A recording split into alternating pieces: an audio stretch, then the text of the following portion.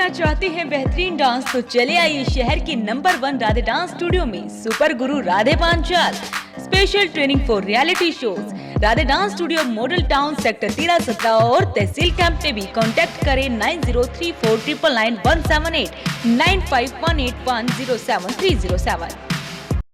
हर update के लिए bell icon दबाएं और सब्सक्राइब करें वॉइस ऑफ पानीपत। एक गीत की कुछ पंक्तियां सुनी होगी आपने। खुद गीले में सोती है माँ और बच्चों को सूखे में सुलाती है। खुद भूखी रहकर भी अपने बच्चों को पेट भर खाना खिलाती है माँ। नमस्कार, आप देख रहे हैं वॉइस ऑफ पानीपत और मैं हूं आपके साथ सोनम। आज आपको जो खबर दिखाने जा रहे हैं वो आपके दिल को पसीज देगी। एक ऐसी महिला जो एक पत्नी भी है, एक माँ भी है, उसके 3 बच्चे हैं।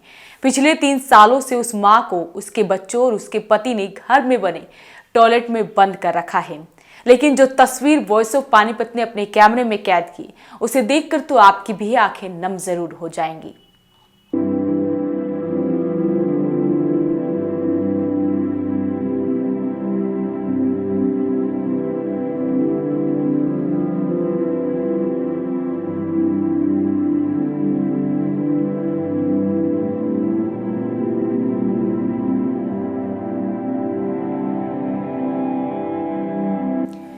कहते हैं कि बेटियां हमेशा अपनी मां की सुख दुख की साथी होती है, चाहे वो बेटी बड़ी हो या छोटी। लेकिन एक बेटी ने भी अपनी मां का दर्द नहीं समझा। जिस मां ने उसे अपनी कोख से पैदा किया, उसने अपने पिता के साथ मिलकर क्या हाल कर दिया। सनोली खुर्द गांव रिशपुर 3x3 का टॉयलेट और उसमें बंद है एक महिला जो कि 3 बच्चों की मां भी है और एक पत्नी भी है। हैरान कर देने वाली बात तो ये है कि उसे 3 साल से इसी छोटे से टॉयलेट में बंद करके रखा गया है। ये तो शुक्र है किसी भले इंसान ने इसकी गुप्त सूचना प्रोटेक्शन अधिकारी रजनी गुप्ता को दी, जिन्होंने अपनी पूरी टीम के साथ मौके पर जाकर उसे इस कैद से बाहर निकाला। विश्वास नहीं होगा आपको। देखिए, ये जो व्यक्ति है ये इस महिला का पति है जो कि उसे टॉयलेट से बाहर निकाल रहा है, जिसे जरा भी दया नहीं आई कि उसने अपनी पत्नी का क्या हाल कर दिया है। जानकारी के मुताबिक महिला के बारे में ये भी बताया गया कि वो मानसिक रूप से बीमार है। अपने पिता भाई को खोने के गम में उसकी ये हालत हो गई। इस बारे में प्रोटेक्शन अधिकारी रजनी गुप्ता ने क्या कुछ कहा वो भी सुनिए। मुझे एक गुप्त सूचना मिली थी कि इस तरह से रिशपुर गांव में एक परिवार ने एक महिला को जो कि पत्नी है किसी की और उसको 3x3 के टॉयलेट में कैद करके रखा हुआ है। तो जैसे ही आज मैं अपने स्टाफ सहित मौके पे पहुंची हूं और जैसे हम इस घर में पहुंचे और हमने पति को बोला कि कहां पर है तेरी पत्नी, तो वो हमारे सामने उसने टॉयलेट का दरवाज़ा खोला और सूचना सही पाई गई और जो पत्नी है वो उसको 3x3 के टॉयलेट में मिली है। और हालत उसकी ऐसी थी कि जैसे कि कई दिनों से कई सालों से ऐसा लगता है कि खाना ही नहीं खाया हो, उसको कुछ नहीं दिया। और ये बताया गया कि उसकी मानसिक हालत खराब है, जबकि अभी हमने बातचीत करी है तो बातचीत में ऐसा कुछ नज़र नहीं आ रहा है कि इसकी मानसिक हालत खराब है या नहीं है।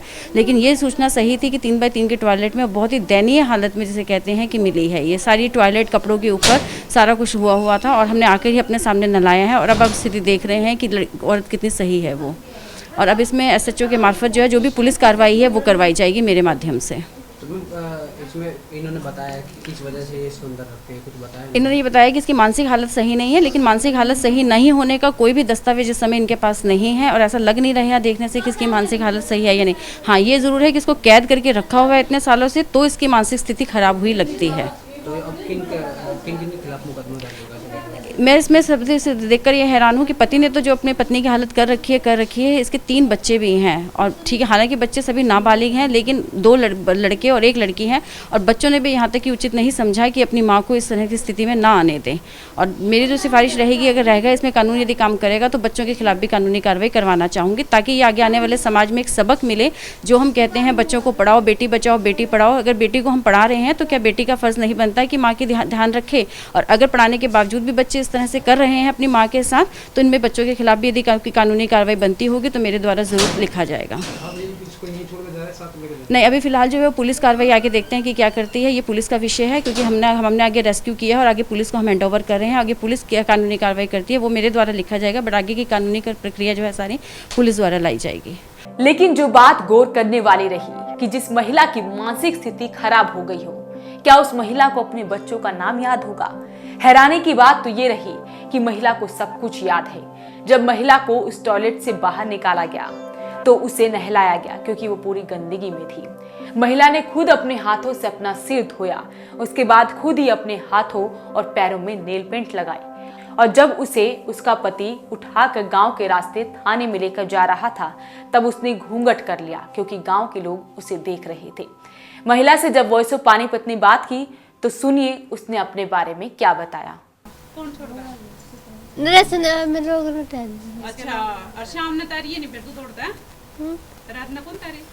ना कई दिन हो गए तारू हो गया मना मारा भी आपका पिटा है आपने? नानू कौन मार दे मेरा और जी को मारा। हाँ मारे तो कामड़ी। मारे थे कामड़ी मारी वो कामड़ी दे रही जुनसी वा। हाँ दो कामड़ी मार दी लाग की थी इस पर। आपके कितने बच्चे हैं? कितने बच्चे हैं आपको? बड़ा क्या है? 3 है मेरे मजाक क्या नाम उनके?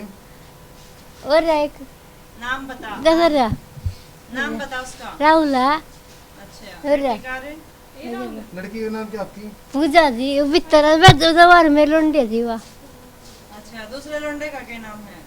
साहिल है वो छोटा था वो दोनों से यहाँ था कोई भाई पे। अच्छा, एक साहिल है, एक पूजा है, एक हैं? एक का क्या नाम है? 3 है मैं मजाक एक करती। साहिल, एक पूजा, हाँ एक राहुल। हाँ जो रोटी दे गया था। हाँ, हाँ देखिए इसका क्या नाम है? ये राहुल है इसका दी 8 रोटी देगा दी ये देगा। हाँ ये तो देगा तो रोटी वहाँ कोठे पे बैठी थी।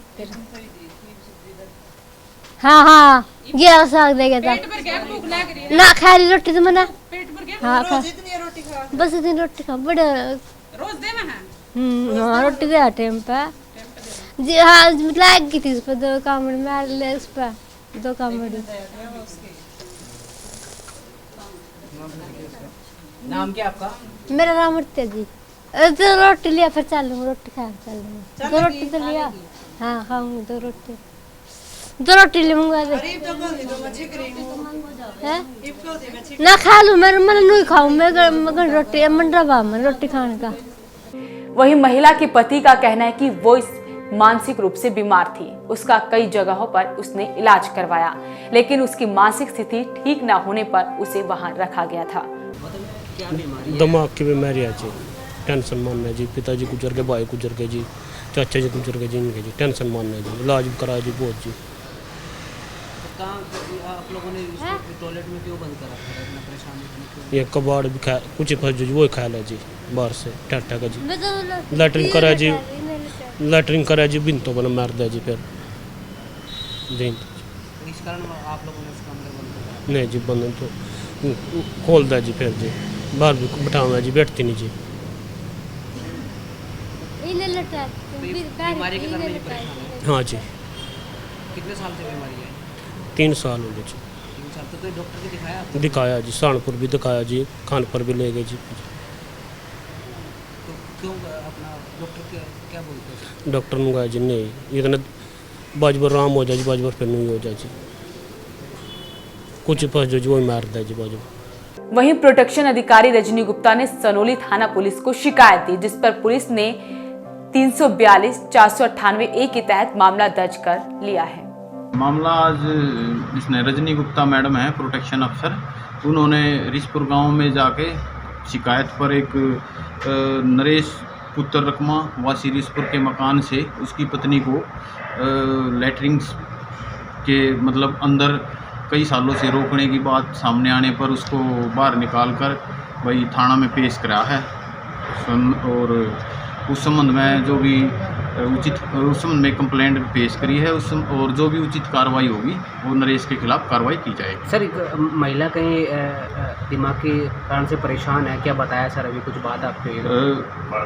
मैडम रजनी गुप्ता ने बताया है कि भाई ये थोड़ा दिमागी तौर पर परेशान लग रही है, लेकिन हम इस संबंध में वही डॉक्टर से राय लेकर और जो आगामी कार्रवाई होगी मुनासिब उस अमल में लाएंगे।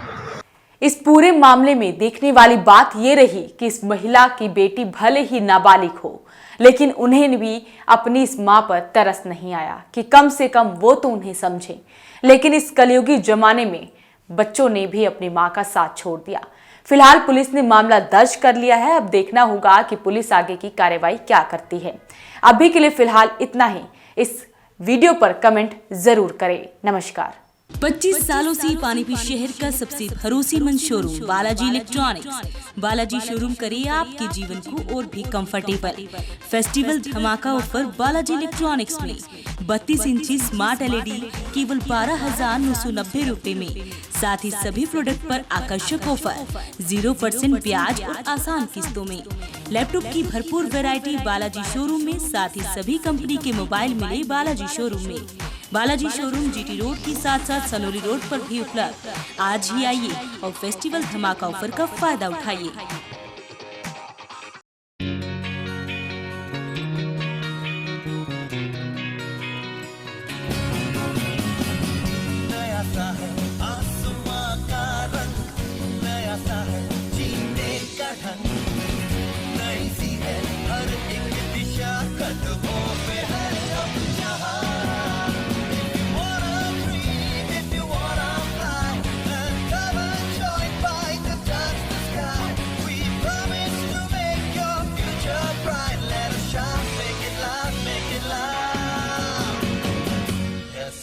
Yes,